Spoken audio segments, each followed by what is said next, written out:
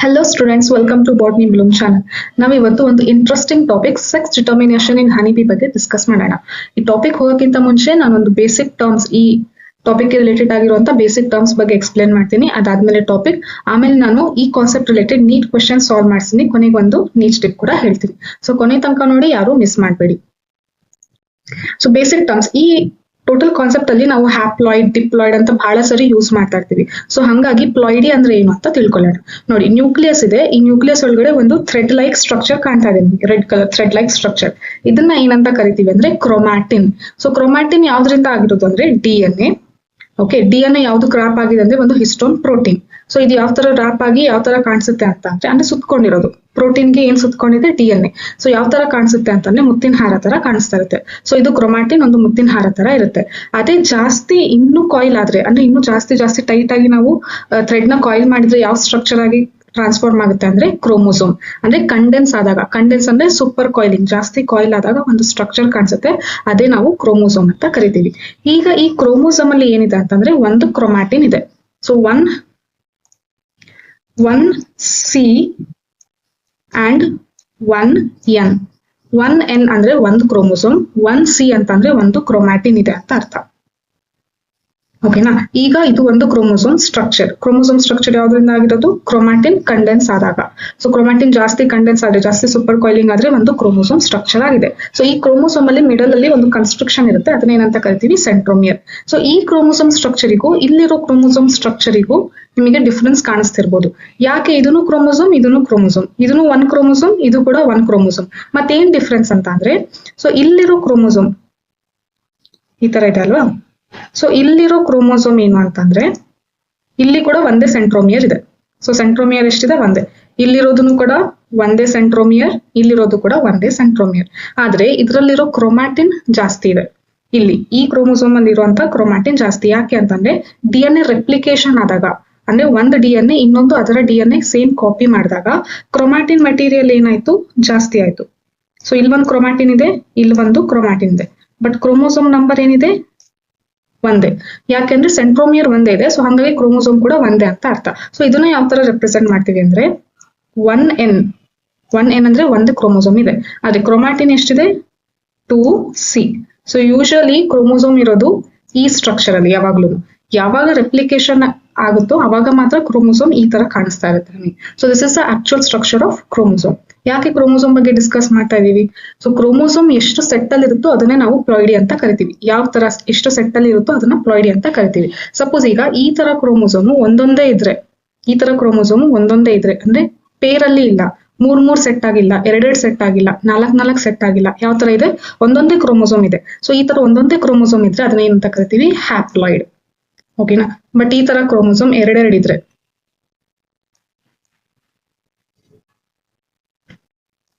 ಇದು ಒಂದ್ ಸೆಟ್, ಇದೊಂದ್ ಸೆಟ್ ನೋಡಿ. ಇದು ಕ್ರೋಮೋಸೋಮ್, ಇದು ಕ್ರೋಮೋಸೋಮ್, ಇದು ಒಂದು ಪೇರ್, ಇದು ಇನ್ನೊಂದು ಪೇರ್. ಸೊ ಈ ತರ ಎರಡೆರಡು ಪೇರ್ ಆಗಿದ್ರೆ ಅದನ್ನ ಏನಂತ ಕರಿತೀವಿ? ಡಿಪ್ಲಾಯ್ಡ್. ಅದೇ ತರ 3 ಪೇರ್ಸ್ ಆದ್ರೆ ಅದನ್ನ ಟ್ರಿಪ್ಲಾಯ್ಡ್ ಅಂತ ಕರಿತೀವಿ. ಸೊ ಯೂಶಲಿ ನಾವು ಜಾಸ್ತಿ ಯೂಸ್ ಮಾಡುವಂತ ಟರ್ಮ್ಸ್ ಯಾವುದು? ಹ್ಯಾಪ್ಲಾಯ್ಡ್ ಮತ್ತೆ ಡಿಪ್ಲಾಯ್ಡ್. ಅದೇ ಜಾಸ್ತಿ ಇರೋದು ಆರ್ಗಾನಿಸಮ್ಸ್ ಅಲ್ಲಿ. ಟೆಟ್ರಾಪ್ಲಾಯ್ಡ್ ಇದೆ, ಹೆಕ್ಸಾಪ್ಲಾಯ್ಡ್ ಇದೆ, ಪ್ಲಾಂಟ್ಸ್ ಅಲ್ಲಿ ನೋಡ್ತೀವಿ ಅದನ್ನ. ಸೊ ಯೂಶಲಿ ಏನು ಅಂದ್ರೆ ಹ್ಯಾಪ್ಲಾಯ್ಡ್ ಮತ್ತೆ ಡಿಪ್ಲಾಯ್ಡ್. ಸೊ ಕ್ರೋಮೋಸೋಮಿನ ಸೆಟ್ ಎಷ್ಟಿದೆ ಅಂತ ಹೇಳೋದನ್ನೇ ನಾವೇನಂತ ಕರಿತೀವಿ? ಪ್ಲಾಯ್ಡಿ. ಸೊ ನೋಡಿ ಡೆಫಿನಿಷನ್ ಏನಂತ: the number of set of chromosome in a cell. So ಒಂದು ಸೆಲ್ ಅಲ್ಲಿ ಅಥವಾ ಒಂದು ಆರ್ಗಾನಿಸಮ್ ಅಲ್ಲಿ ಎಷ್ಟು ಕ್ರೋಮೋಸೋಮ್ ಸೆಟ್ ಇದೆ ಅದನ್ನ ಏನಂತ ಕರಿತೀವಿ ನಾವು? Ploidy. The number of sets of chromosome in a cell or an organism is called what? Ploidy. ಸರಿನಾ? ಸೊ ಪ್ಲಾಯ್ಡಿ ಕಾನ್ಸೆಪ್ಟ್ ನಿಮಗೆ ಅರ್ಥ ಆಗಿದೆ ಅಂತ ಅನ್ಕೊಂತೀನಿ. ನೆಕ್ಸ್ಟ್, ಸೊ ಹ್ಯೂಮನ್ಸ್ ಅಲ್ಲಿ ಯಾವ ತರ ಪ್ಲಾಯ್ಡಿ ವೇರಿಯೇಷನ್ ಆಗುತ್ತೆ, ಹ್ಯಾಪ್ಲಾಯ್ಡ್ ಡಿಪ್ಲಾಯ್ಡ್, ಅದು ನಿಮಗೆ ಅರ್ಥ ಆದ್ರೆ ಹನಿಬೀಸ್ ಅಲ್ಲಿ ಯಾವ ತರ ಅಂತ ಹೇಳಿ ನಾವು ರಿಲೇಟ್ ಮಾಡ್ಬೋದು. ಸೊ ನೋಡೋಣ, ಹ್ಯೂಮನ್ಸ್ ಅಲ್ಲಿ ಏನಂತಂದ್ರೆ we exist in diploid condition. ನಮ್ಮ ಪ್ರತಿಯೊಂದು ಸೆಲ್ ಅಲ್ಲಿ ಕ್ರೋಮೋಸೋಮ್ ಎಷ್ಟು ಸೆಟ್ ಅಲ್ಲಿ ಇದೆ? 2 ಸೆಟ್. ಸೊ ಟೋಟಲ್ ಆಗಿ ಎಷ್ಟು ಕ್ರೋಮೋಸೋಮ್ಸ್ ಇದೆ? 46. ಅಂದ್ರೆ ಎಷ್ಟು ಸೆಟ್ ಅಲ್ಲಿ ಇದೆ? 2 ಸೆಟ್, ಅಂದ್ರೆ 23 ಪೇರ್ಸ್ ಇದೆ. ಸೊ ಟೋಟಲ್ ಆಗಿ 46 ಕ್ರೋಮೋಸೋಮ್ಸ್ ಇದೆ. ಸೊ ಇಲ್ಲಿ ಒಂದು ಸ್ಪೆಷಲ್ ಸೆಲ್ ಇರುತ್ತೆ, ಅದನ್ನ ಜರ್ಮ್ ಸೆಲ್ ಅಂತ ಕರಿತೀವಿ. ಸೊ ಜರ್ಮ್ ಸೆಲ್ ಏನ್ ಪ್ರೊಡ್ಯೂಸ್ ಮಾಡುತ್ತೆ? ಗ್ಯಾಮೆಟ್ಸ್. ಗ್ಯಾಮೆಟ್ಸ್ ಯಾವಾಗ್ಲೂ ಯಾವ ಕಂಡೀಷನ್ ಇರುತ್ತೆ? ಹ್ಯಾಪ್ಲಾಯ್ಡ್ ಅಂತ. ಅಂದ್ರೆ 46 ಇರೋದು ಎಷ್ಟಾಯ್ತು? 23 ಕ್ರೋಮೋಸೋಮ್ಸ್ ಆಯ್ತು. ಸೊ ಈಗ ಫೀಮೇಲ್ಸ್ ಅಲ್ಲಿ ಗ್ಯಾಮೆಟ್ ಸೆಲ್ಸ್ ನ ಏನಂತ ಕರಿತೀವಿ ನಾವು? Egg cell. ಮೇಲ್ಸ್ ಅಲ್ಲಿ ಗ್ಯಾಮೆಟ್ ಸೆಲ್ಸ್ ನ ಏನಂತ ಕರಿತೀವಿ ನಾವು? Sperm cell. ಸೊ ಇಲ್ಲಿ ನೋಡಿ, ಈ ತರ ಕ್ರೋಮೋಸೋಮ್ಸ್ ಎಷ್ಟಿದೆ? ಸಪರೇಟ್ ಇರುವಂತದ್ದು 1, 2, 3 ಈ ತರ ಕ್ರೋಮೋಸೋಮ್ಸ್ ಎಷ್ಟಿದೆ? 23 ಇದೆ ಟೋಟಲ್ ಆಗಿ. ಸೊ ಇಲ್ಲೂ ಕೂಡ ಎಷ್ಟಿದೆ, ಟೋಟಲ್ ಆಗಿ 23 ಕ್ರೋಮೋಸೋಮ್ಸ್ ಇದೆ. ಅದು ಪೂರ್ತಿ ರೆಪ್ರೆಸೆಂಟ್ ಮಾಡಕ್ ಬರಲ್ಲ ಅಂತ ನಾನು ಎರಡೇ ಇಲ್ಲಿ ತೋರಿಸಿರೋದು. ಸೊ ಈಗ ಫರ್ಟಿಲೈಸೇಷನ್ ಆಗ್ಬೇಕಾದ್ರೆ fusion of male and female gamete ಅಂದ್ರೆ ಏನು, ಫರ್ಟಿಲೈಸೇಷನ್ ಆದಾಗ ಝೈಗೋಟ್ ಫಾರ್ಮೇಶನ್ ಆಗುತ್ತೆ. ಸೊ ಝೈಗೋಟ್ ಅಲ್ಲಿ ಯಾವ ತರ ಬಂದಿರುತ್ತೆ ಕ್ರೋಮೋಸೋಮ್ಸ್ ಅಂದ್ರೆ, one from egg cell and another from sperm cell will become one pair. ಒಂದು ಎಗ್ ಸೆಲ್ ಇಂದ ಒಂದು ಸ್ಪರ್ಮ್ ಸೆಲ್ ಇಂದ ಸೇರ್ಬಿಟ್ಟು ಒಂದು ಪೇರ್ ಆಗುತ್ತೆ. ಇದು ಒಂದು ಪೇರ್. ಈ ತರ ಎಷ್ಟು ಪೇರ್ಸ್ ಆಗುತ್ತೆ, 23 ಪೇರ್ಸ್. ಸೊ ಹಾಗಾಗಿ ಟೋಟಲ್ ಕ್ರೋಮೋಸೋಮ್ಸ್ ಎಷ್ಟಾಗೋದು, 46 chromosome. So always it is derived from one egg cell and another from sperm cell. So ಇಲ್ಲಿ ಹ್ಯೂಮನ್ಸ್ ಅಲ್ಲಿ ಸೆಕ್ಸ್ ಯಾವ ತರ ಡಿಟರ್ಮೈನ್ ಆಗೋದು, ಸಪೋಸ್ ಗ್ಯಾಮೆಟ್ ಇಂದ ಒಂದು ಎಕ್ಸ್ ಕ್ರೋಮೋಸೋಮ್ ಮತ್ತೆ ಸ್ಪರ್ಮ್ ಸೆಲ್ ಇಂದ ಒಂದು ಎಕ್ಸ್ ಕ್ರೋಮೋಸೋಮ್ ಅಂತ ಅಂದ್ರೆ, ಸೊ ಪ್ರೋಜನಿನ ನಾವೇನಂತ ಕರಿತೀವಿ, ಫಿಮೇಲ್. ನೆಕ್ಸ್ಟ್ ಗ್ಯಾಮೆಟ್ ಇಂದ ಒಂದು ಎಕ್ಸ್ ಕ್ರೋಮೋಸೋಮ್ ಬಂದು ಸ್ಪರ್ಮ್ ಇಂದ ಒಂದು ವೈ ಕ್ರೋಮೋಸೋಮ್ ಬಂದ್ರೆ ನಾವು ಪ್ರೋಜನಿನ ಏನಂತ ಕರಿತೀವಿ, male. So here sex is determined by the type of the chromosome. ಯಾವ ತರ ಟೈಪ್ ಇದೆ ಅದ್ರ ಮೇಲೆ ನಾವು ಮೇಲಾ ಫಿಮೇಲಾ ಅಂತಂದೇಳಿ ನಾವು ಡಿಟರ್ಮೈನ್ ಮಾಡ್ತೀವಿ, ನಾವು ಹೇಳ್ತೀವಿ. ಸೊ ಅದು ಎಕ್ಸ್ ಬಂದ್ರೆ ಫಿಮೇಲ್, XY ಬಂದ್ರೆ ಮೇಲ್ ಅಂತ ಹೇಳ್ತೀವಿ. But lower organisms like invertebrates ಅಲ್ಲಿ ಮತ್ತೆ ಕೆಲವೊಂದು ಲೋಯರ್ ಪ್ಲಾಂಟ್ಸ್ ಅಲ್ಲಿ ಹ್ಯಾಪ್ಲಾಯ್ಡ್ ಇದ್ರೆ ಮೇಲ್, ಡಿಪ್ಲಾಯ್ಡ್ ಇದ್ರೆ ಫಿಮೇಲ್ ಅಂತ ಕರಿತೀವಿ. ಸೊ ಇದು ಒಂದು ಸ್ಪೆಷಲ್ ಕಂಡೀಷನ್. ಯೂಶಲಿ ಇದನ್ನ ವರ್ಟಿಬ್ರೇಟ್ಸ್ ಅಲ್ಲಿ ನೋಡಲ್ಲ, ಮತ್ತೆ ಹೈಯೋ ಪ್ಲಾಂಟ್ಸ್ ಅಲ್ಲಿ ನೋಡಲ್ಲ. ಯಾವ್ದ್ರಲ್ಲಿ ನೋಡ್ತೀವಿ ಅಂದ್ರೆ ಲೋಯರ್ ಪ್ಲಾಂಟ್ಸ್ ಮತ್ತೆ ಕೆಲವೊಂದು ಇನ್ವರ್ಟಿಬ್ರೇಟ್ಸ್ ಅಲ್ಲಿ ಮಾತ್ರ ಈ ಕಂಡೀಷನ್ ಇದೆ. ಅದಕ್ಕೆ ಅದನ್ನ ಹ್ಯಾಪ್ಲಾಯ್ಡ್ ಡಿಪ್ಲಾಯ್ಡ್ ಸೆಕ್ಸ್ ಡಿಟರ್ಮಿನೇಷನ್ ಅಂತ ಕರಿತೀವಿ. ಹ್ಯಾಪ್ಲಾಯ್ಡ್ ಇದ್ರೆ ಮೇಲ್, ಡಿಪ್ಲಾಯ್ಡ್ ಇದ್ರೆ ಫಿಮೇಲ್. ಸೊ ಅದಕ್ಕೆ ಇದನ್ನ ಹ್ಯಾಪ್ಲಾಯ್ಡ್ ಡಿಪ್ಲಾಯ್ಡ್ ಸೆಕ್ಸ್ ಡಿಟರ್ಮಿನೇಷನ್ ಅಂತ ಕರಿತೀವಿ. ಯೂಶಲಿ ಕಾಮನ್ ಆಗಿ ಯಾವ್ದ್ರಲ್ಲಿ ನೋಡ್ತೀವಿ ಅಂದ್ರೆ ಈ type, that is honey bees ಅಲ್ಲಿ ಕಾಮನ್ ಆಗಿ ಇರುತ್ತೆ, ಜೊತೆಗೆ ಆಂಟ್ಸ್ ಅಲ್ಲಿ ಇರುತ್ತೆ, ಮತ್ತೆ ವಾಸ್ಪ್ ಅಲ್ಲಿ ಇರುತ್ತೆ. ಸೊ ಇದು ಹ್ಯಾಪ್ಲಾಯ್ಡ್ ಡಿಪ್ಲಾಯ್ಡ್ ಸೆಕ್ಸ್ ಡಿಟರ್ಮಿನೇಷನ್ ಈ 3 ಆರ್ಗಾನಿಸಮ್ಸ್ ಅಲ್ಲಿ ನಾವು ಕಾಮನ್ ಆಗಿ ನೋಡ್ತೀವಿ. ಬಟ್ ನಮಗೆ NCERT ಅಲ್ಲಿ ಯಾವ್ದು ಇಂಟ್ರೊಡ್ಯೂಸ್ ಮಾಡಿಸಿರೋದು ಅಂದ್ರೆ ಹನಿಬಿ ಬಗ್ಗೆ. ಸೊ ಹನಿಬಿ ಅಲ್ಲಿ ಯಾವ ತರ ಇದನ್ನ ಮೇಲ್ ಹ್ಯಾಪ್ಲಾಯ್ಡ್ ಇದ್ರೆ ಹೆಂಗೆ ಮೇಲ್ ಅಂತ ಕರೆಯೋದು, ಡಿಪ್ಲಾಯ್ಡ್ ಇದ್ರೆ ಹೆಂಗೆ ಫಿಮೇಲ್, ಯಾಕೆ ಹ್ಯಾಪ್ಲಾಯ್ಡೇ ಆಯ್ತದು ಅಂತ ಹೇಳಿ ನಾವು ಇವಾಗ ಡೀಟೇಲ್ ಆಗಿ ನೋಡೋಣ. ನೋಡಿ, ಸೊ ಹನಿಬೀಸ್ ಅಲ್ಲಿ sex determination in honeybees is haploid diploid type. So ಯಾವ ತರ ಡಿಟರ್ಮೈನ್ ಮಾಡ್ತೀವಿ ಹನಿಬೀಸ್ ಅಲ್ಲಿ, ಹ್ಯಾಪ್ಲಾಯ್ಡ್ ಡಿಪ್ಲಾಯ್ಡ್. ಆದ್ರೆ ಹ್ಯೂಮನ್ಸ್ ಅಲ್ಲಿ ಯಾವ ತರ, by the type of chromosome. X ಇದನ್ನ, XY ಇದನ್ನ, ಕ್ರೋಮೋಸೋಮ್ ಯಾವ ಟೈಪ್ ಇದೆ ಅದ್ರ ಮೇಲೆ ಡಿಟರ್ಮೈನ್ ಆಗೋದು. ಬಟ್ ಈ ಹನಿಬೀಸ್ ಅಲ್ಲಿ ಯಾವ ತರ ಡಿಟರ್ಮೈನ್ ಆಗ್ತದೆ, it is based on haploid or diploid type. ಅದು ಹ್ಯಾಪ್ಲಾಯ್ಡ್ ಇದ್ರೆ ಏನು, ಡಿಪ್ಲಾಯ್ಡ್ ಇದ್ರೆ ಏನು. ಹ್ಯಾಪ್ಲಾಯ್ಡ್ ಇದ್ರೆ ಮೇಲ್, ಡಿಪ್ಲಾಯ್ಡ್ ಇದ್ರೆ ಫಿಮೇಲ್ ಅಂತ ಡಿಟರ್ಮೈನ್ ಮಾಡ್ತೀವಿ. Next, it is based on the number of chromosome it receives. So ಪ್ರೋಜನಿಯಲ್ಲಿ ಎಷ್ಟು ಕ್ರೋಮೋಸೋಮ್ಸ್ ಬರುತ್ತೆ ಅದ್ರ ಮೇಲೆ ಡಿಪೆಂಡ್ ಆಗೋದು. ಸಪೋಸ್ ಪ್ರೋಜನಿಯಲ್ಲಿ 16 ದಟ್ ಈಸ್ ಹ್ಯಾಪ್ಲಾಯ್ಡ್ ಸೆಟ್ ಬಂತು ಅಂದ್ರೆ ಅದನ್ನ ಏನಂತ ಕರಿತೀವಿ, ಮೇಲ್. ಡಿಪ್ಲಾಯ್ಡ್ ಸೆಟ್ ಬಂತಂದ್ರೆ ಅದನ್ನ ಫಿಮೇಲ್. ಸೊ ಹನಿಬೀಸ್ ಅಲ್ಲಿ ಎಷ್ಟಿದೆ ಕ್ರೋಮೋಸೋಮ್ ಹ್ಯಾಪ್ಲಾಯ್ಡ್ ಸೆಟ್ ಅಂದ್ರೆ 16 ಕ್ರೋಮೋಸೋಮ್ಸ್ ಇದೆ. ಡಿಪ್ಲಾಯ್ಡ್ ಸೆಟ್ ಎಷ್ಟಿದೆ, 32. ಹ್ಯೂಮನ್ಸ್ ಅಲ್ಲಿ ಹ್ಯಾಪ್ಲಾಯ್ಡ್ ಸೆಟ್ ಎಷ್ಟಾಗುತ್ತೆ, 23. ಡಿಪ್ಲಾಯ್ಡ್ ಅಂತ ಅಂದ್ರೆ ಎಷ್ಟು, 46. ಸೊ ಅದೇ ತರ ಹನಿಬೀಸ್ ಅಲ್ಲಿ ಹ್ಯಾಪ್ಲಾಯ್ಡ್ ಅಂದ್ರೆ ಎಷ್ಟು, 16 ಕ್ರೋಮೋಸೋಮ್. ಡಿಪ್ಲಾಯ್ಡ್ ಅಂತ ಅಂದ್ರೆ ಎಷ್ಟು, 32 ಕ್ರೋಮೋಸೋಮ್. ಇಲ್ಲಿ ನೋಡಿ 16 ಕ್ರೋಮೋಸೋಮ್ಸ್ ಈ ತರ ಬೇರೆ ಬೇರೆ ಬೇರೆ ಬೇರೆ ಅರೇಂಜ್ ಆದ್ರೆ ಇದನ್ನ ಹ್ಯಾಪ್ಲಾಯ್ಡ್ ಅಂತ ಕರಿತೀವಿ. ಸೊ ಹ್ಯಾಪ್ಲಾಯ್ಡ್ ಇದ್ರೆ ಯಾವಾಗ್ಲೂ ಏನಾಗಿ ಟ್ರಾನ್ಸ್ಫಾರ್ಮ್ ಆಗುತ್ತೆ, ಸೊ ಏನಾಗಿ ಐಡೆಂಟಿಫೈ ಮಾಡ್ತೀವಿ ನಾವು, ಮೇಲ್ ಹನಿಬಿ ಅಂತ ಕರಿತೀವಿ. ಡಿಪ್ಲಾಯ್ಡ್ ಇದ್ರೆ ಏನಂತ ಕರಿತೀವಿ, ಅದನ್ನ ಫಿಮೇಲ್ ಹನಿಬಿ ಅಂತ ಕರಿತೀವಿ. ಸೊ ಡಿಪ್ಲಾಯ್ಡ್ ಸೆಟ್ ಇಲ್ಲಿ ನೋಡಿ, ಎರಡೆರಡು ಸೆಟ್ ಅಲ್ಲಿ ಇದೆ ಕ್ರೋಮೋಸೋಮ್ಸ್. ಈ ತರ ಎಷ್ಟು ಪೇರ್ಸ್ ಇರುತ್ತೆ, 16 ಪೇರ್ಸ್ ಇರುತ್ತೆ. ಸೊ ಟೋಟಲ್ ಎಷ್ಟು chromosome, 32 chromosome arranged in 16 pairs. So ಈ ತರ ಅರೇಂಜ್ ಟೋಟಲ್ ಆಗಿ ಎಷ್ಟು ಪೇರ್ಸ್ ಇದೆ, ಈ ತರ 16 ಪೇರ್ಸ್ ಇದೆ. ಇದನ್ನ ಡಿಪ್ಲಾಯ್ಡ್ ಸೆಟ್ ಅಂತ ಕರಿತೀವಿ. ಸೊ ಡಿಪ್ಲಾಯ್ಡ್ 32 ನಂಬರ್ ಇತ್ತು ಅಂದ್ರೆ ಆ ಹನಿಬಿ ಏನಾಗುತ್ತೆ, ಫಿಮೇಲ್. ಹ್ಯಾಪ್ಲಾಯ್ಡ್ ಇತ್ತು ಅಂದ್ರೆ ಅದು ಮೇಲ್ ಹನಿಬಿ ಅಂತ ಅಂತೀವಿ. ಸೊ ಯಾವ ತರ, ಯಾಕೆ ಹ್ಯಾಪ್ಲಾಯ್ಡ್ ಇದ್ರೆ ಮೇಲ್ ಅಂತ ಹೇಳಿ ನಾವ್ ಇವಾಗ ನೋಡೋಣ. ಸರಿ, ಇಲ್ಲಿ ಬ್ರಾಕೆಟ್ ಅಲ್ಲಿ ಇರುವಂತಹ ನೇಮ್ಸ್ ನ ಆಮೇಲೆ ಅಬ್ಸರ್ವ್ ಮಾಡಿ. ಫಸ್ಟ್ ನಾನು ಏನ್ ಹೇಳ್ತೀನಿ ಅದನ್ನ ಫೋಕಸ್ ಮಾಡಿ. ಸೊ ನೋಡಿ, ಇಲ್ಲಿ ಹನಿಬಿ ಇದೆ, ಇದು ಫಿಮೇಲ್ ಹನಿಬಿ. ಸೊ ಫಿಮೇಲ್ ಅಂದ್ರೆ ಏನಂತ ಹೇಳಿದ್ವಿ, ಡಿಪ್ಲಾಯ್ಡ್, ದಟ್ ಈಸ್ 32. ಇಲ್ಲೊಂದು ಮೇಲ್ ಹನಿಬಿ ಇದೆ, ಇದು ಮೇಲ್ ಹನಿಬಿ. ಎಷ್ಟು ಕ್ರೋಮೋಸೋಮ್ಸ್ ಇದೆ, 16 ಕ್ರೋಮೋಸೋಮ್ ಅಂತಂದ್ರೆ ಅದು haploid. So female honeybee it is having diploid number and male honeybee is having haploid number, that is 16 chromosome. ಇದು ಇದರ ನೆಕ್ಸ್ಟ್ ಜನರೇಷನ್ ಕಂಟಿನ್ಯೂ ಮಾಡಬೇಕು ಅಂದ್ರೆ ಏನ್ ಪ್ರೊಡ್ಯೂಸ್ ಮಾಡಬೇಕು, ಗ್ಯಾಮೆಟ್ಸ್. ಸೊ ಗ್ಯಾಮೆಟ್ಸ್ ಪ್ರೊಡ್ಯೂಸ್ ಮಾಡುವಂತ ಪ್ರೊಸೆಸ್ ಗೆ ಏನಂತ ಕರಿತೀವಿ, gametogenesis. The process of formation of gametes is known as gametogenesis. Genesis ಅಂತಂದ್ರೆ ಫಾರ್ಮೇಶನ್, ಗ್ಯಾಮೆಟ್ ಫಾರ್ಮೇಶನ್ ಆಗೋದನ್ನ ಗ್ಯಾಮೆಟೋಜೆನೆಸಿಸ್ ಅಂತ ಕರಿತೀವಿ. ಸೊ ಗ್ಯಾಮೆಟೋಜೆನೆಸಿಸ್ ಪ್ರೊಸೆಸ್ ಆದ್ರೆ ಏನ್ ಪ್ರೊಡ್ಯೂಸ್ ಆಗುತ್ತೆ, ಗ್ಯಾಮೆಟ್ಸ್ ಪ್ರೊಡ್ಯೂಸ್ ಆಗುತ್ತೆ. ಆದ್ರೆ ಗ್ಯಾಮೆಟೋಜೆನೆಸಿಸ್ ಯಾವ ಟೈಪ್ ಆಗ್ತದೆ, ಯಾವ ಸೆಲ್ ಡಿವಿಷನ್ ಆಗುತ್ತೆ ಅದು ಇಂಪಾರ್ಟೆಂಟ್. ನೋಡಿ, ಫಿಮೇಲ್ ಇರೋದೇ ಡಿಪ್ಲಾಯ್ಡ್, ಗ್ಯಾಮೆಟ್ಸ್ ಯಾವಾಗ್ಲೂ ಯಾವ್ದ್ರಲ್ಲಿ ಇರಬೇಕು, ಹ್ಯಾಪ್ಲಾಯ್ಡ್. ಸೊ ಡಿಪ್ಲಾಯ್ಡ್ ಇದ್ದು ಹ್ಯಾಪ್ಲಾಯ್ಡ್ ಆಗ್ಬೇಕು ಅಂತಂದ್ರೆ ಯಾವ ಡಿವಿಷನ್ ಹೋಗ್ಬೇಕು, reduction division, that is meiosis ಆಗ್ಬೇಕು. ಆದ್ರೆ ಇಲ್ಲಿ ನೋಡಿ ಸ್ಪೆಷಲ್ ಕಂಡೀಷನ್ ಏನಂತ ಅಂದ್ರೆ, ನಮಗೆ ಗೊತ್ತಿದೆ ಇದು ಗ್ಯಾಮೆಟ್ಸ್ ಯಾವಾಗ್ಲೂ ಯಾವ್ದ್ರಲ್ಲಿ ಇರಬೇಕು, ಹ್ಯಾಪ್ಲಾಯ್ಡ್ ಕಂಡೀಷನ್ ಅಲ್ಲಿ ಇರಬೇಕು. ಬಟ್ ಆರ್ಗಾನಿಸಮ್ ಹ್ಯಾಪ್ಲಾಯ್ಡ್ ಅಲ್ಲಿ ಇದೆ. ಆರ್ಗಾನಿಸಮ್ ಹ್ಯಾಪ್ಲಾಯ್ಡ್ ಇದೆ, ಸೊ ಗ್ಯಾಮೆಟ್ಸ್ ಕೂಡ ಹ್ಯಾಪ್ಲಾಯ್ಡ್ ಅಲ್ಲಿ ಬೇಕು. ಅಂದ್ರೆ ಏನ್ ಚೇಂಜ್ ಆಗ್ಬಾರ್ದು, ಕ್ರೋಮೋಸೋಮ್ ನಂಬರ್ ಚೇಂಜ್ ಆಗ್ಬಾರ್ದು. ಸಪೋಸ್ ಮಿಯೋಸಿಸ್ ಆಗಿದ್ರೆ ಇಲ್ಲಿ 16 ಇದೆ, ಮತ್ತೆ ಹಾಫ್ ಆಗ್ಬೇಕಾಗಿತ್ತು, ಇರೋದೇ ಒಂದೊಂದು ಕ್ರೋಮೋಸೋಮ್ ಸೆಟ್ ಈ ತರ 16 ಇದೆ, ಇದರಲ್ಲಿ ಹಾಫ್ ಡಿವಿಷನ್ ಅಂದ್ರೆ ಕ್ರೋಮೋಸೋಮ್ನೇ ಹಾಫ್ ಆಗ್ಬೇಕಾಗುತ್ತೆ. So that is not possible, ಹೌದಲ್ವಾ? ಸೊ ಹಂಗಾಗಿ ಕ್ರೋಮೋಸೋಮ್ ನಂಬರ್ ಚೇಂಜ್ ಆಗಬಾರ್ದು ಅಂದ್ರೆ ಯಾವ ಡಿವಿಷನ್ ಆಗಬೇಕು, ಈಕ್ವೇಷನಲ್ ಡಿವಿಷನ್, ಅದನ್ನ ಏನಂತ ಕರಿತೀವಿ, mitosis. So this is one of the special feature in this haploid diploid sex determination. ಏನು ಸ್ಪೆಷಲ್ ಫೀಚರ್ ಅಂತ ಅಂದ್ರೆ ಆರ್ಗಾನಿಸಮ್ ಹ್ಯಾಪ್ಲಾಯ್ಡ್ ಅಲ್ಲಿ ಇದೆ, ಗ್ಯಾಮೆಟ್ಸ್ ಕೂಡ ಹ್ಯಾಪ್ಲಾಯ್ಡ್ ಅಲ್ಲಿ ಬೇಕು. ಹಂಗಂದ್ರೆ ಯಾವ ಡಿವಿಷನ್ ಹೋಗುತ್ತೆ, ಇದರಲ್ಲಿ ಯಾವ ಡಿವಿಷನ್ ಆಗ್ತಾ ಇದೆ ಅಂತಂದ್ರೆ ಮೈಟೋಸಿಸ್ ಡಿವಿಷನ್. ಯೂಶಲಿ ಯಾವ್ದ್ರಲ್ಲಿ ಆಗ್ಬೇಕಾಗಿತ್ತು, ಮಿಯೋಸಿಸ್ ಡಿವಿಷನ್ ಆಗ್ಬೇಕಾಗಿತ್ತು, ಬಟ್ ಯಾವ್ದಾಗ್ತಾ ಇದೆ ಇಲ್ಲಿ, mitosis division. So this is one of the special feature. So ಇಲ್ಲಿ ಮೈಟೋಸಿಸ್ ಡಿವಿಷನ್ ಆಯ್ತು. ಸೊ ಮಿಯೋಸಿಸ್ ಡಿವಿಷನ್ ಇಂದ 4 egg cells ಪ್ರೊಡ್ಯೂಸ್ ಆಗ್ತಾ ಇದೆ, ಅಂದ್ರೆ 4 egg gametes, gamete cells in the form of eggs. And ಇಲ್ಲಿ ಮೇಲ್ ಏನ್ ಪ್ರೊಡ್ಯೂಸ್ ಮಾಡ್ತಾ ಇದೆ, ಸ್ಪರ್ಮ್ ಸೆಲ್ಸ್ ಎಷ್ಟು, 2 ಪ್ರೊಡ್ಯೂಸ್ ಮಾಡಿದೆ. ಸೊ ಈಗ ನೆಕ್ಸ್ಟ್ ಪ್ರಾಸೆಸ್ ಏನು ಅಂತಂದ್ರೆ fusion, fertilization, syngamy, that is fusion of male and female gamete. Female gamete ಯಾವುದು, ಎಗ್, ಇದರಲ್ಲಿ ಎಷ್ಟು ಕ್ರೋಮೋಸೋಮ್ಸ್ ಇದೆ, 16 ಕ್ರೋಮೋಸೋಮ್. ಮೇಲ್ ಗ್ಯಾಮೆಟ್ ಯಾವ್ದಿದೆ, ಸ್ಪರ್ಮ್, ಇದರಲ್ಲಿ ಎಷ್ಟು ಕ್ರೋಮೋಸೋಮ್ ಇದೆ, 16 chromosome. So this 16 chromosome fuses with another 16 chromosome cell, then what is the product we will get, 16 plus 16 is 32. So 32 chromosomes ಬಂತು. ನಮಗೆ ಗೊತ್ತಿದೆ ಡಿಪ್ಲಾಯ್ಡ್ ಇದ್ರೆ ಅದನ್ನ ಏನಂತ ಕರಿತೀವಿ ನಾವು, ಫಿಮೇಲ್.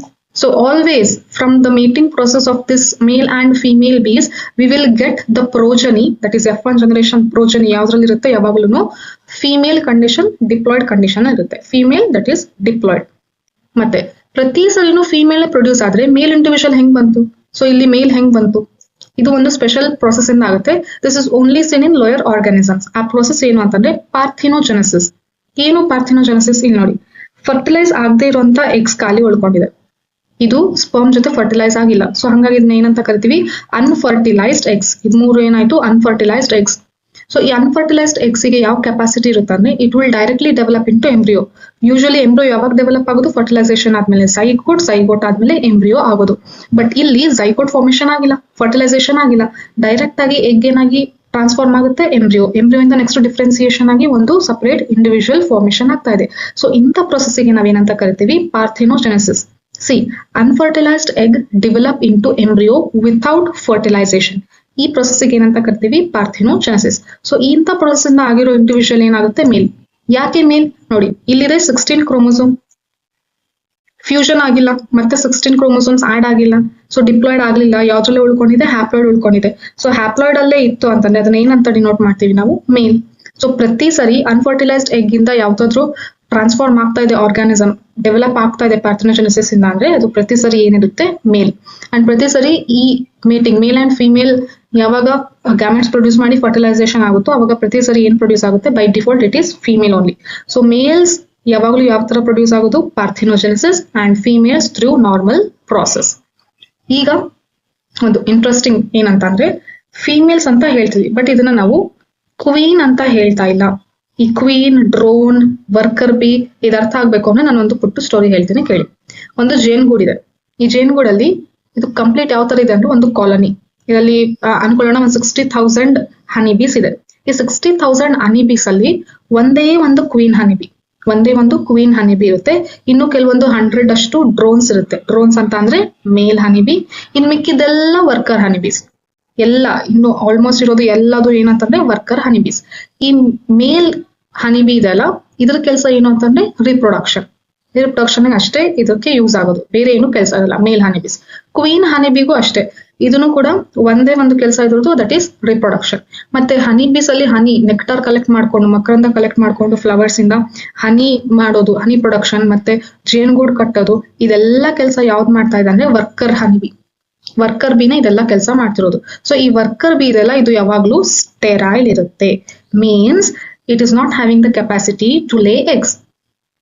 ಸೊ ಗ್ಯಾಮೆಟ್ ಪ್ರೊಡ್ಯೂಸ್ ಮಾಡುವಂತ ಕೆಪಾಸಿಟಿ ವರ್ಕರ್ ಹನಿಬಿಗೆ ಇರೋದಿಲ್ಲ. ಸೊ ಗ್ಯಾಮೆಟ್ ಪ್ರೊಡ್ಯೂಸ್ ಮಾಡೋದು ಯಾವುದು, ಓನ್ಲಿ ಫಿಮೇಲ್. ಮತ್ತೆ ಸ್ಪರ್ಮ್ ಪ್ರೊಡಕ್ಷನ್ ಮಾಡುವಂತ ಕೆಪಾಸಿಟಿ ಯಾವ್ದಕ್ಕಿದೆ, male. So male drone it is involving in reproduction, female queen is involving in reproduction, and always worker bee is controlling all the functions of the beehive. So ಈ ಜೇನುಗೂಡಲ್ಲಿ ಏನೇನು ಕೆಲಸ ಆಗ್ತಿದೆ ಅದೆಲ್ಲ ನೋಡ್ಕೊಂತಿರೋದು ಯಾವ್ದು ಅಂದ್ರೆ worker ಹನಿ ಬಿನ ಇದೆಲ್ಲ ನೋಡ್ಕೊಂತಿರೋದು. ಮತ್ತೆ ಹೊಸದಾಗಿ ಕ್ವೀನ್ ಹೆಂಗೆ ಡೆವಲಪ್ ಆಯ್ತು, ಸೊ ಕ್ವೀನ್ ಎಲ್ಲಿಂದ ಬಂತು? ಪ್ರತಿ ಸರಿನೂ ವರ್ಕರ್ ಬಿ ಮತ್ತೆ ಡ್ರೋನ್ ಅಷ್ಟೇ ಪ್ರೊಡ್ಯೂಸ್ ಆಗ್ತಾ ಇದೆ. ಪ್ರತಿ ಜನರೇಷನ್ ಅಲ್ಲೂ ಪ್ರತಿ ಸರಿ ಮೇಟ್ ಆದಾಗ ಒಂದು ವರ್ಕರ್ ಬಿ ಪಾರ್ಥೆನೋಜೆನೆಸಿಸ್ ಇಂದ ಒಂದು ಮೇಲ್ ಡ್ರೋನ್ ಪ್ರೊಡ್ಯೂಸ್ ಆಗ್ತಾ ಇದ್ರೆ ಮತ್ತೆ ಕ್ವೀನ್ ಎಲ್ಲಿಂದ ಬಂತು?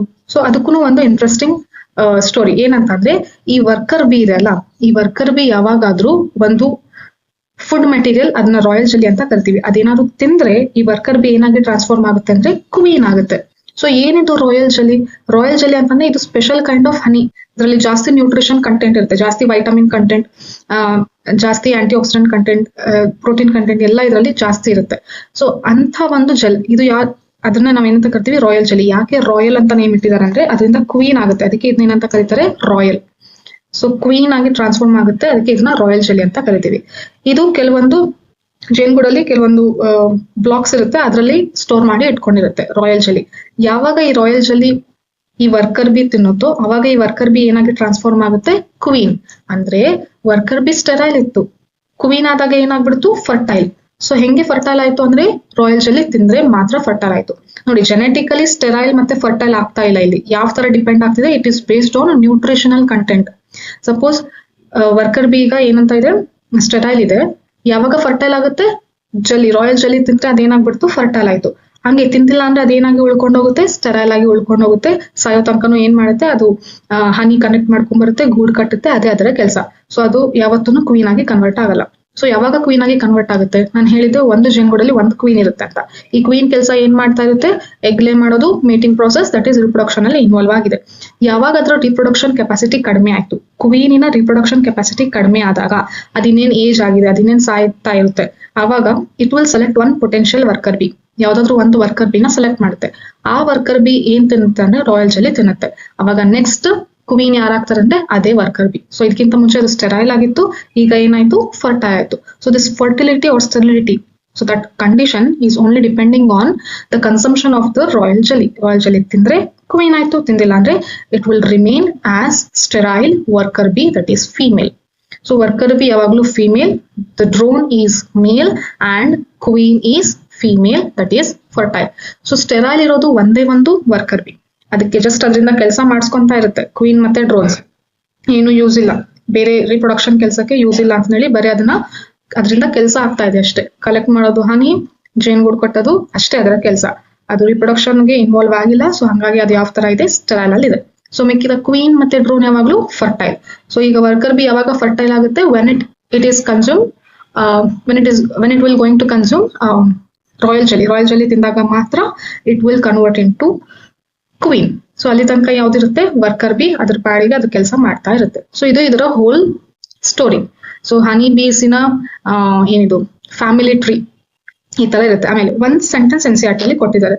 So this males is not having father and it is not having son, but it will have grandfather and it will have grandson ಅಂತ ಇದೆ. ಏನ್ ಅದರ ಅರ್ಥ ನೋಡಿ, ಇಲ್ಲಿ ಫೋಕಸ್ ಮಾಡಿ.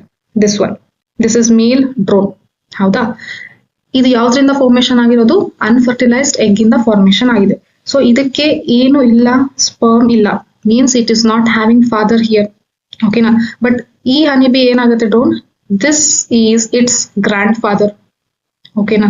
ನೆಕ್ಸ್ಟ್ ಇದು ಈ ಗ್ರ್ಯಾಂಡ್ ಫಾದರ್ ಇದೆ. ಓಕೆ, ಇದನ್ನ ಸಪರೇಟ್ ಆಗಿ ಇಂಡಿವಿಜುವಲ್ ತೊಗೊಳ್ಳಿ. This male, it will not going to produce son. ನೋಡಿ, ಪ್ರತಿ ಸರಿ ಏನ್ ಪ್ರೊಡ್ಯೂಸ್ ಮಾಡ್ತಾ ಇದೆ? Female. So this father, it is not having any sons here, only it is having daughters. Worker bee ashte irodu. So that's why males is not having sons and this male is not having father, but it is having grandfather and it is having grandson. So this is the condition. Ide idara special feature. Honey bees alli aguವಂತ special feature ಇದು. ಇಷ್ಟು interesting ಇದೆ ನೋಡಿ. ಈ ತರ ನಮಗೆ ಗೊತ್ತಿರಲ್ಲ, ಈ ತರ ಇಮ್ಯಾಜಿನ್ ಮಾಡ್ಕೊಂಡಿರ ಸ್ಟಾರ್ಟಿಂಗ್ ಕಾನ್ಸೆಪ್ಟ್ ಗೊತ್ತಿರೋದಕ್ಕಿಂತ ಮುಂಚೆ. ಸೊ ಇದು ಸ್ಪೆಷಲ್ ಆಗಿ ಇನ್ವರ್ಟಿಬ್ರೇಟ್ಸ್ ಅಲ್ಲಿ ಪಾರ್ಥೆನೋಜೆನೆಸಿಸ್ ಕೂಡ ಕಾಮನ್, ಈ ತರ ಕಂಡೀಷನ್ ಇರೋದನ್ನು ಕೂಡ ಕಾಮನ್ ಆಗಿ ಇರುತ್ತೆ. ಓಕೆನಾ? ಸೊ ನೆಕ್ಸ್ಟ್ ಇದರಲ್ಲಿ ಏನೇನು ಇಂಪಾರ್ಟೆಂಟ್ ಪಾಯಿಂಟ್ಸ್ ಇದೆ ಒಂದ್ಸರಿ ಕಂಪ್ಲೀಟ್ ಆಗಿ ಸಮ್ಮರಿ, ಒಂದ್ಸರಿ ಕಂಪ್ಲೀಟ್ ಆಗಿ ರಿವೈಸ್ ಮಾಡೋಣ. First, honey bees have sex determination system known as haploid diploidy. So honey bees ಅಲ್ಲಿ ಯಾವ ತರ ಸೆಕ್ಸ್ ಡಿಟರ್ಮಿನ್ ಆಗೋದು? ಹ್ಯಾಪ್ಲಾಯ್ಡಿ ಮತ್ತೆ ಡಿಪ್ಲಾಯ್ಡಿ ಕಂಡೀಷನ್. ಹ್ಯಾಪ್ಲಾಯ್ಡ್ ಇದ್ರೆ ಮೇಲ್, ಡಿಪ್ಲಾಯ್ಡ್ ಇದ್ರೆ ಫಿಮೇಲ್ ಅಂತ ಅರ್ಥ. So haploid set number of chromosome ಎಷ್ಟಿದೆ? 16 ಕ್ರೋಮೋಸೋಮ್ ಇದೆ. ಡಿಪ್ಲಾಯ್ಡ್ ಸೆಟ್ ಆಫ್ ಕ್ರೋಮೋಸೋಮ್ ಎಷ್ಟು? 32 ಕ್ರೋಮೋಸೋಮ್. ನೆಕ್ಸ್ಟ್, ಫಿಮೇಲ್ ಅಂದ್ರೆ ಇಲ್ಲಿ queen produces 4x through which process meiosis ಇಂದಾನೆ ಆಗೋದು. ಯಾಕೆ ಮಿಯೋಸಿಸ್ ಅಂದ್ರೆ ಫಿಮೇಲ್ ಯಾವಾಗಲೂ ಯಾವ ಕಂಡೀಷನ್ ಅಲ್ಲಿ ಇರುತ್ತೆ, diploid condition, that's why. Next, male, that is drone, produces 2 sperm through 1 mitosis. ಒಂದು mitosis ಇಂದ 2 sperm produce ಆಗ್ತಾ ಇದೆ. ಯಾಕೆ mitosis ಆಯಿತು? Because the organism male drone is haploid. 16 chromosome ಇದೆ, so ಹಾಗಾಗಿ mitosis ಇಂದ gametes produce ಮಾಡ್ತಾ ಇದೆ. So this is a special feature of this haploid diploid sex determination. Okay, now next, 1 sperm and 1 egg fuses to form diploid progeny. 16 chromosome plus 16 chromosome will give rise to 32 chromosome, that is diploid. If it is diploid, then we will denote that as female, and that female progeny is known as worker bee, which is sterile. Next, unfertilized egg develop into embryo. So unfertilized egg ಏನಾಗಿ develop ಆಗುತ್ತೆ, embryo ಆಗಿ develop ಆಗುತ್ತೆ. ಆ process ಏನಂತ ಕರಿತೀವಿ ನಾವು, parthenogenesis. Next, unfertilized sperm will not develop into any progeny. ಒಂದು important thing ಇಲ್ಲಿ, ಅನ್ಫರ್ಟಿಲೈಸ್ಡ್ ಎಗ್ ಎಲ್ಲ ಏನಾಗಿ ಕನ್ವರ್ಟ್ ಆಗ್ತಾ ಇದೆ, ಡ್ರೋನ್ ಆಗಿ ಕನ್ವರ್ಟ್ ಆಗ್ತಿದೆ, ಮೇಲ್ ಆಗಿ. ಮತ್ತೆ ಅನ್ಫರ್ಟಿಲೈಸ್ಡ್ ಸ್ಪರ್ಮ್ ಕೂಡ ಉಳ್ಕೊಂಡಿರುತ್ತೆ ಅಲ್ವಾ, ಸೊ ಅದೇನಾದ್ರೂ ಮೇಲ್ ಆಗಿ ಕನ್ವರ್ಟ್ ಆಗುತ್ತಾ, ಇಲ್ಲ, ಅದಕ್ಕೆ ಆ ಕೆಪಾಸಿಟಿ ಇರೋದಿಲ್ಲ. ಸೊ ಪಾರ್ಥಿನೋಜೆನೆಸಿಸ್ ಕೆಪಾಸಿಟಿ ಇರೋದು only for female eggs and it is not seen in sperm. ನಿಮಗೆ ಕ್ವಶನ್ ಕೇಳ್ಬೋದು, the unfertilized sperm will develop into any individual ಅಂತ ಕೇಳಿದಾಗ or not ಅಂತ ಕೇಳಿದಾಗ, that is statement based ಏನಾದ್ರು ಕ್ವೆಶನ್ ಬಂದಾಗ you need to take that as wrong, because unfertilized sperm will not develop into any progeny. Next, worker bee, if it feeds on royal jelly, it will become queen. Worker bee ಏನಾದ್ರು royal jelly ತಿಂದ್ರೆ ಏನಾಗುತ್ತೆ, queen ಆಗುತ್ತೆ. ಎಲ್ಲಾ worker ಬಿಗೂ ಇದು opportunity ಸಿಗೋದಿಲ್ಲ, only one worker B will get this opportunity. Next, sterility or the fertility is not genetically determined in honeybees. So sterile ಅಂತ by genes ಇದು ಯಾವ್ದು ಫ್ಯಾಕ್ಟರ್ ಇರೋದಿಲ್ಲ. ಯಾಕೆ ಸ್ಟೆರೈಲ್ ಇದೆ ಅಂತ ಅಂದ್ರೆ ರಾಯಲ್ ಜೆಲ್ಲಿ ತಿಂದಿಲ್ಲ, ತಿಂದ್ರೆ ಏನಾಗುತ್ತೆ, ಫರ್ಟೈಲ್ ಆಗುತ್ತೆ. So fertility or sterility depending on what, nutritional factor. It is not genetical factor, it is nutritional factor. ಏನದು ನ್ಯೂಟ್ರಿಷನಲ್ ಫ್ಯಾಕ್ಟರ್, ಏನದು, ರಾಯಲ್ ಜೆಲ್ಲಿ. ನೆಕ್ಸ್ಟ್ ನೋಡಿ, ಕಂಪ್ಲೀಟ್ ಆಗಿ ಒಂದು ಬಿ ಹೈವ್, ಒಂದು ಜೇನುಗೂಡಲ್ಲಿ 3 ಮೆಂಬರ್ಸ್ ಇದೆ. ಯಾವ್ದಾವ್ದು, ಒಂದು ಕ್ವೀನ್, ಒಂದು ವರ್ಕರ್ ಬಿ, ಇನ್ನೊಂದು drone. So queen is introducing itself. See how it is introducing. Hey I am queen, ನಾನು ಕ್ವೀನ್, ನನ್ನ ಹತ್ರ ಎಷ್ಟು ಕ್ರೋಮೋಸೋಮ್ ಇದೆ, 32 ಕ್ರೋಮೋಸೋಮ್ ಇದೆ. ನಾನು ಯಾವ್ದ್ರಿಂದ ಆಗಿರೋದು, ರಾಯಲ್ ಜೆಲ್ಲಿ ತಿಂದೆ. ನಾನು ಮುಂಚೆ ಏನಿದ್ದೆ, ವರ್ಕರ್ ಬಿ ಇದ್ದೆ. ರಾಯಲ್ ಜೆಲ್ಲಿ ತಿಂದಾಗ ನಾನು ಏನಾದೆ, ಕ್ವೀನ್ ಆದೆ. ನನ್ನ ಕೆಲಸ ಇಷ್ಟೇ, I am a reproducer in this whole hive. ನಾನು ಒಂದು ಹೈವ್ ಅಲ್ಲಿ ನನ್ನ ಕೆಲಸ ಏನಿದೆ, reproduction. Only it is going to lay eggs, hatch eggs, and the process will go on. ಓಕೆನಾ. ನೆಕ್ಸ್ಟ್, ವರ್ಕರ್ ಬಿ ಯಾವ ತರ ಇಂಟ್ರೊಡ್ಯೂಸ್ ಮಾಡ್ಕೊಂತ ಇದೆ ನೋಡಿ. Hey I am worker bee, I have 32 chromosomes, so I am female. ನನ್ನ ಹತ್ರ ಎಷ್ಟಿದೆ, diploid set ಇದೆ, ಕ್ರೋಮೋಸೋಮ್ 32, ಅದಕ್ಕೆ ಅದನ್ನ ಏನಂತ ಕರಿತಾ ಇದ್ವಿ, female. And as my name says, ನನ್ನ ನೇಮ್ ಅಲ್ಲೇನೆ ನನ್ನ ಕೆಲಸ ಏನು ಅಂತ ನಿಮ್ಗೆ ಗೊತ್ತಾಗುತ್ತೆ. ಏನು, ವರ್ಕರ್ ಬಿ. ವರ್ಕರ್ ಬಿ ಏನು, ವರ್ಕ್ ಮಾಡೋದು. ಏನ್ ವರ್ಕ್ ಮಾಡೋದು, I collect nectar from the flowers. Flowers ಇಂದ ಏನ್ ಕಲೆಕ್ಟ್ ಮಾಡ್ತಾ ಇದೆ, ನೆಕ್ಟಾರ್, ಮಕ್ಕಳಿಂದ ಕಲೆಕ್ಟ್ ಮಾಡುತ್ತೆ. And that is used for the deformation of the honey and build bee hive. ಜೇನುಗೂಡು ಕಟ್ಟಲಿಕ್ಕೆ ವರ್ಕರ್ ಬಿನೇ ಇನ್ವಾಲ್ವ್ ಆಗಿರೋದು. So and I am sterile, ನಾನೇನು sterile, I will not going to produce any eggs here. ಇದು ಏನು, sterile ಇದೆ. But until ಯಾವಾಗ ಎಲ್ಲಿ ತನಕ ನಾನು sterile, until I it royal jelly. Royal jelly ತಿನ್ನೋ ತನಕ ನಾನು ಸ್ಟೆರೈಲ್. ತಿಂದ್ರೆ ನಾನು ಏನಾಗ್ಬಿಡ್ತೀನಿ, ಫರ್ಟೈಲ್ ಆಗುತ್ತೆ ಅಂತ ಹೇಳ್ತಾ ಇದೆ. Next, drone. Hey I am drone, I have 16 chromosomes. ಎಷ್ಟು ಕ್ರೋಮೋಸೋಮ್ಸ್ ಇದೆ ಇದ್ರ ಹತ್ರ, 16 chromosome. Means it is haploid, that's why it is male. So I am male and I am the example of parthenogenesis. Parthenogenesis ಆಗೋದು males ಅಲ್ಲಿ ಮಾತ್ರ, ದಟ್ ಇಸ್ drones. Drones formation ಆಗ್ತಿರೋದೇ ಪಾರ್ಥಿನೋಜೆನೆಸಿಸ್ ಇಂದ. ಸೊ ಹಾಗಾಗಿ ಡ್ರೋನ್ಸ್ ಏನಂತ ಇಂಟ್ರೊಡ್ಯೂಸ್ ಮಾಡ್ಕೊಂತಿದೆ, ಪಾರ್ಥಿನೋಜೆನೆಸಿಸ್ ಗೆ ಎಕ್ಸಾಂಪಲ್ ನಾನು. Okay, as I have form, that is I form from unfertilised egg. Unfertilised egg ಇಂದಾನೆ ನಾನು ಡೆವಲಪ್ ಆಗಿರೋದು. ಸೊ ಹಾಗಾಗಿ ನಾನು ಯಾವ್ದಕ್ಕೆ ಎಕ್ಸಾಂಪಲ್, ಪಾರ್ಥಿನೋಜೆನೆಸಿಸ್ ಗೆ ಎಕ್ಸಾಂಪಲ್ ಅಂತ ಹೇಳ್ತಾ ಇದೆ. ನೆಕ್ಸ್ಟ್, ಇದರ ಕೆಲಸ ಏನು, my sole purpose is to mate with queen. So it is also involving in reproduction ಗೆ ಮಾತ್ರ ಇದರ ಕೆಲಸ, ಬೇರೆ ಏನು ಇದರ ವರ್ಕ್ ಇಲ್ಲ. ಒಂದು ಜೇನುಗೂಡಲ್ಲಿ ಕ್ವೀನ್ ಮತ್ತೆ drone, it is only involving in reproduction. ಇದೆಲ್ಲ ಕೆಲಸ ಎಲ್ಲ ಯಾರು ಕಂಟ್ರೋಲ್ ಮಾಡ್ತಾ ಇದ್ದಾರೆ, ವರ್ಕರ್ ಬಿ. ಸೊ ಫೈನಲ್ ಆಗಿ ಹೇಳ್ಬೇಕು ಅಂತಂದ್ರೆ, queen diploid, it is fertile. Okay, and ಇದರ ಕೆಲಸ ರೀಪ್ರೊಡಕ್ಷನ್. ವರ್ಕರ್ ಬಿ ಏನು, ಡಿಪ್ಲಾಯ್ಡ್, ಇಟ್ ಈಸ್ ಫೀಮೇಲ್. ಇದರ ಕೆಲಸ ಏನು, collecting the nectar and the building of B hive.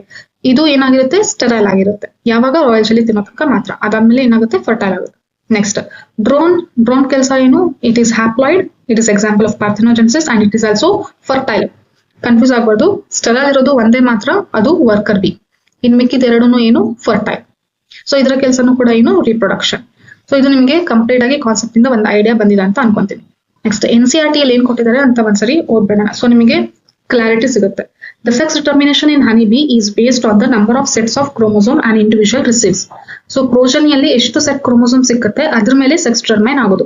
Individual ಪ್ರೋಜನಿಯಲ್ಲಿ 16 ಕ್ರೋಮೋಸೋಮ್ ಸಿಕ್ತು ಅಂದ್ರೆ ಅದನ್ನ ಮೇಲ್ ಅಂತ ಕರಿತೀವಿ, 32 ಕ್ರೋಮೋಸೋಮ್ ಸಿಕ್ತು ಅಂದ್ರೆ ಅದನ್ನ ಫೀಮೇಲ್ ಅಂತ ಕರಿತೀವಿ. An offspring formed from union of sperm and an egg develops as female. Union of sperm and egg develops into what? Female. ಅದನ್ನ ಏನಂತ ಕರಿತೀವಿ? Worker bee. Queen or worker ಅಂತ ಕೊಟ್ಟಿದ್ದಾರೆ. ಸೊ ಕ್ವೀನ್ ಯಾವಾಗ ಆಗುತ್ತೆ? when it feeds on royal jelly. When it consumes royal jelly, it will develop into queen. Otherwise, it will remain as worker bee. Next, and an unfertilized egg develops as male. Unfertilized egg ಏನಾಗಿ develop ಆಗುತ್ತೆ? ಮೇಲ್. ಅದನ್ನ ಏನಂತ ಕರಿತೀವಿ ನಾವು? Drone. By means of which process? Parthenogenesis process ಇಂದ. Next, this means that the males have half the number of chromosome than that of the female. So ಏನಂತ ಹೇಳ್ತಾರೆ? ಇದ್ರ ಅರ್ಥ ಏನು? ಮೇಲ್ಸ್ಗೆ ಫೀಮೇಲ್ ಕಿಂತ ಅರ್ಧ ಕ್ರೋಮೋಸೋಮ್ ನಂಬರ್ ಇದೆ ಅಂತ ಹೇಳ್ತಾ ಇದ್ದಾರೆ. That is, the females are diploid. Females ಯಾವಾಗಲೂ ಯಾವ್ದ್ರಲ್ಲಿ ಇರುತ್ತೆ? Diploid. Having how many chromosomes? 32 chromosomes. And males are haploid, that is having 16 chromosomes. This is called as haplodiploid sex determination system. ಇದನ್ನ ನಾವೇನಂತ ಕರಿತೀವಿ? Haploid diploid sex determination system. And has special characteristic feature. ಇದರಲ್ಲಿ ಒಂದು special characteristic such as ಅಂತ ಹೇಳಿದ್ರು. ಒಂದಲ್ಲ, ಒಂದಕ್ಕಿಂತ ಜಾಸ್ತಿ ಸ್ಪೆಷಲ್ ಕ್ಯಾರೆಕ್ಟರಿಸ್ಟಿಕ್ ಫೀಚರ್ ಇದೆ. ಅದ್ರ first one is the most important special one. That is, such as the males produce sperms by mitosis. Males ಯಾವ್ದ್ರಿಂದ ಪ್ರೊಡ್ಯೂಸ್ ಆಗ್ತಾ ಇದೆ? Males ಯಾವ್ದ್ರಿಂದ sperms ಪ್ರೊಡ್ಯೂಸ್ ಮಾಡ್ತಾ ಇದೆ? Through mitosis. That is the special feature here. Next, they ಇನ್ನೊಂದು special feature ಏನಂತ ನೋಡೋಣ. They do not have father. So this males is not having father and thus cannot have sons. So ಇದಕ್ಕೆ sons ಕೂಡ ಇರೋದಿಲ್ಲ. Next, but have grandfather and can have grandsons. So I think now you got the complete idea of this whole concept. ನಿಮಗೆ ಈ concept ಬಗ್ಗೆ clean ಆಗಿ ಇವಾಗ ಅರ್ಥ ಆಗಿದೆ ಅಂತ ಅನ್ಕೊಂತೀನಿ. ಸೊ ಕಾನ್ಸೆಪ್ಟ್ ಯಾವಾಗ ಕ್ಲೀನ್ ಆಗಿ ನೀವು ಅರ್ಥ ಮಾಡ್ಕೊಂತೀರಾ ಅವಾಗ ಕ್ವೆಶನ್ಸ್ ಕೂಡ ಈಸಿಯಾಗಿ ಸಾಲ್ವ್ ಮಾಡ್ಬೋದು, ಡೌಟ್ ಇಲ್ದಂಗೆನೆ. ಅವಾಗ ಇಲ್ಲಾಂದ್ರೆ ಎ ಅಥವಾ ಬಿ ಆಪ್ಷನ್ ಯಾವುದು, ಸಿ ನಾ ಡಿ ನಾ ಅಂತ ಕನ್ಫ್ಯೂಸ್ ಆಗ್ತಿರುತ್ತೆ. ಸೊ ಕಾನ್ಸೆಪ್ಟ್ ಕ್ಲಿಯರ್ ಇದ್ರೆ ಮಾತ್ರ ಪರ್ಫೆಕ್ಟ್ ಆಗಿ ನೀವು ಎಕ್ಸಾಮ್ ಅಲ್ಲಿ ಆನ್ಸರ್ ಮಾಡ್ಬೋದು. ನೆಕ್ಸ್ಟ್, ನೀಟ್ ಕ್ವೆಶನ್ಸ್ ಏನಿದೆ ನೋಡೋಣ.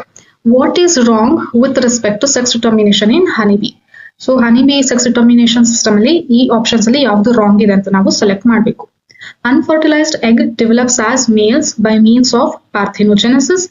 So that is correct. ನೋಡಿ, unfertilized egg ಏನಾಗಿ ಡೆವಲಪ್ ಆಗುತ್ತೆ? ಮೇಲ್ ಆಗಿ. ಯಾವ ಪ್ರೊಸೆಸ್ ಇಂದ? ಪಾರ್ಥೆನೋಜೆನೆಸಿಸ್ ಪ್ರೊಸೆಸ್ ಇಂದ. So this is correct. Next, union of sperm and egg develops as female. Sperm ಮತ್ತೆ ಎಗ್ ಫ್ಯೂಸ್ ಆದಾಗ ಏನ್ ಡೆವಲಪ್ ಆಗುತ್ತೆ? Female. That is also correct. Next, all workers and males have 16 chromosomes while queen will have 32 chromosomes. Queen ಗೆ 32 chromosome ಇರುತ್ತೆ. That is correct.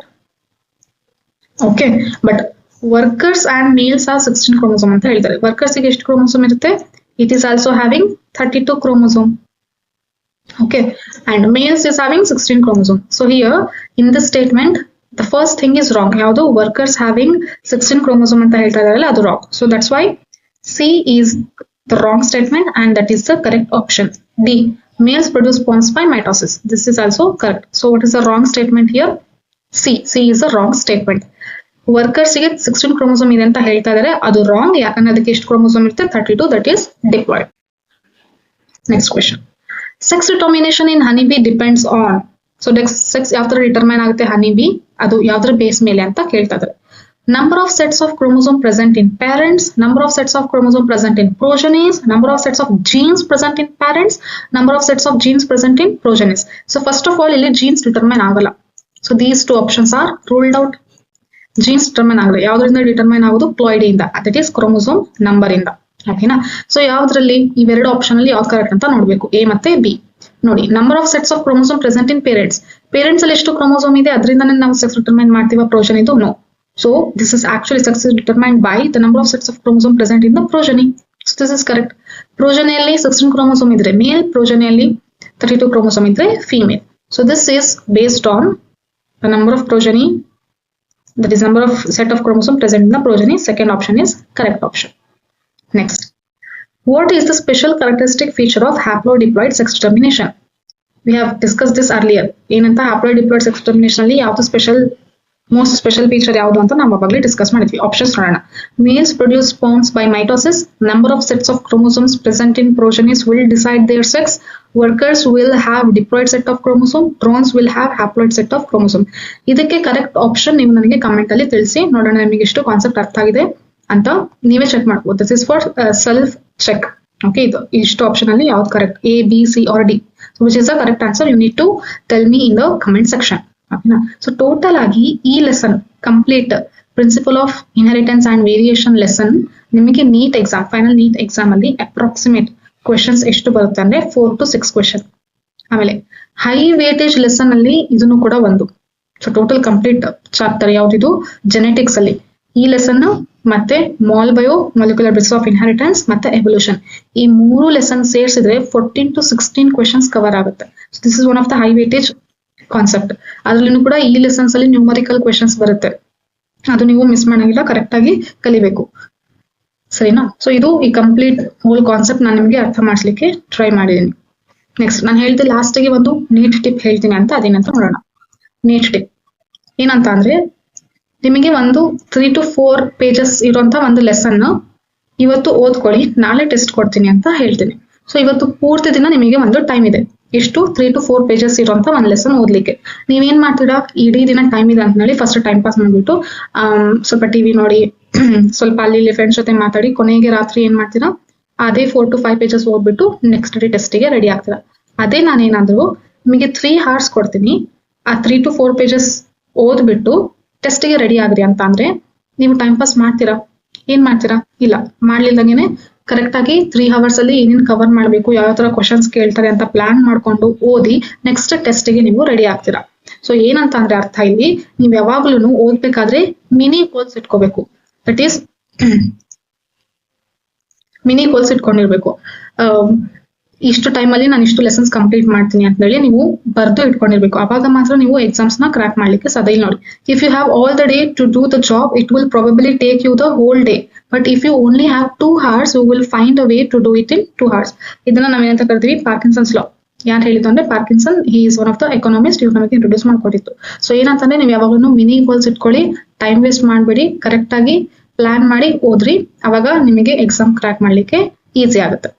So thanks for watching. ಇಲ್ಲಿ ತನಕ ನೋಡಿದ್ದಕ್ಕೆ ಯಾರೆಲ್ಲ ಈ ಚಾನಲ್ಗೆ ಹೊಸದಾಗಿ ಬಂದಿದ್ದೀರಾ ಅವರು ಸಬ್ಸ್ಕ್ರೈಬ್ ಮಾಡಿ, ಮತ್ತೆ ನಿಮ್ ಫ್ರೆಂಡ್ಸ್ ಜೊತೆ ಶೇರ್ ಮಾಡಿ, ಮತ್ತೆ ಕಮೆಂಟ್ ಅಲ್ಲಿ ತಿಳಿಸಿ ನೆಕ್ಸ್ಟ್ ಯಾವ ಟಾಪಿಕ್ ಬೇಕು ಅಂತ, ಮತ್ತೆ ಆನ್ಸರ್ ಕೂಡ ಕಮೆಂಟ್ ಅಲ್ಲಿ ತಿಳಿಸೋದನ್ನ ಮರಿಬೇಡಿ. Thank you, by.